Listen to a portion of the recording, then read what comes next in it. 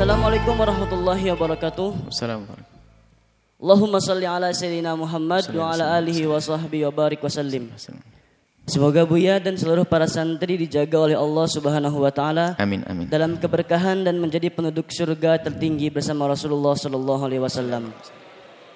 Buya, saya hamba Allah dari Maluku ingin bertanya. Dari Maluku, Buya. Maluku, Buya.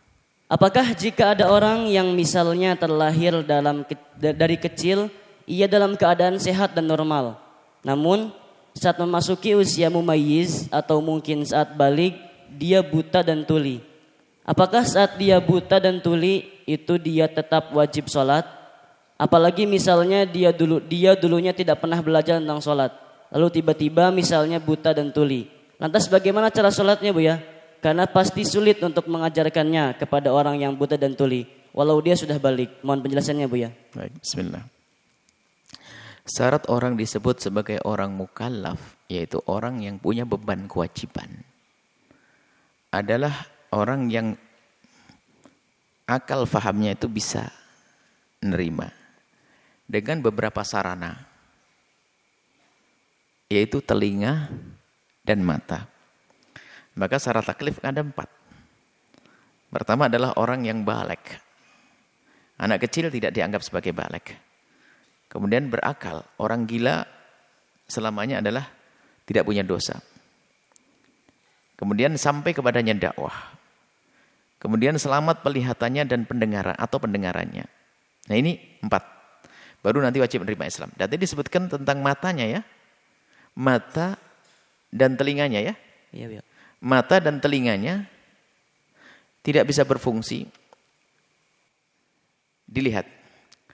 Jika mata dan telinganya itu tidak berfungsi sebelum dia baligh. Sebelum dia baligh. Baligh adalah di saat keluar mani usia 9 tahun minimal. Atau tidak keluar mani ditunggu 15 tahun. Kalau 15 tahun ke atas pasti sudah balik dia. Atau wanita haid. Kalau wanita, tadi laki. Kalau laki keluar mani 9 tahun. Kalau tidak ditunggu sampai 15 tahun. Kalau wanita adalah haid atau keluar mani di usia 9 tahun. Kalau tidak ditunggu sampai 15 tahun. Ini adalah madhab Syafi'i. Madhab lain seperti madhab Malik tentang tumbuhnya bulu dan sebagainya. Itu adalah pembahasan yang lain. Kita bicara tentang madhab Syafi'i. Itu tandanya. Di saat seseorang itu belum balik. Misalnya umurnya 10 tahun tapi belumlah keluar mani. Dan tidak pernah haid. Berarti dia belum dianggap baligh. Kemudian setelah itu kok dia buta dan tuli. Maka sungguh di saat dia buta dan tuli, dia selamanya tidak akan menjadi seorang mukallaf. Karena buta tidak bisa menerima pesan isyarat, tuli tidak bisa mendengar pesan yang disuarakan. Jadi itu seperti halnya buta dan tuli dari kecil. Kenapa? Dalam madhab jumhur ya. Selain dari madhab Hanafi nanti beda. Madhab Hanafi dianggap tamyiz. Dalam madhab jumhur termasuk madhab Syafi'i adalah dia tidak punya dosa. Dia tidak punya dosa. Dan tidak punya kewajiban. Karena apa? Dia buta dan tuli di saat masih kanak-kanak.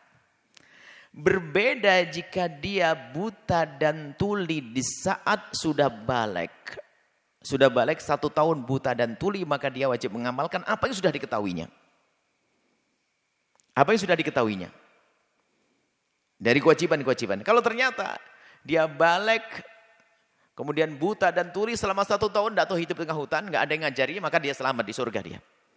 Seperti itu. Jadi kalau dia buta dan tuli sebelum baligh, tadi kayaknya sebelum baligh atau masa tamyiz, sebelum baligh, maka dia tidak punya beban kewajiban apapun. Dan dia tidak dosa. Karena dia tidak bisa mendengar pesan.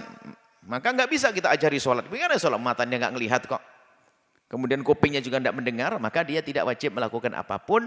Dan yang dilakukan tidak dosa. Dan dia adalah ahli surga. Dan tidak ada dosa baginya. Wa ma kunna mu'adzibina hatta nab'atha rasula.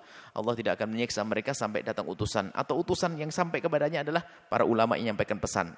Biarpun ulama ada, nabi ada. Tapi kuping yang bisa mendengar, telinganya yang bisa melihat, maka dia tidak akan menjadi seorang mukallaf. Berbeda jika salah satunya saja. Mata bisa melihat, telinganya enggak, bisa paham isyarat. Telinga mendengar, mata enggak bisa melihat, bisa mendengar. Maka di situ syarat taklif adalah atau. selamat pendengaran atau penglihatan. Kalau dua-duanya enggak selamat, maka tidak akan menjadi seorang mukallaf, tidak akan punya beban kewajiban sampai kapanpun. Wallahu a'lam bishawab.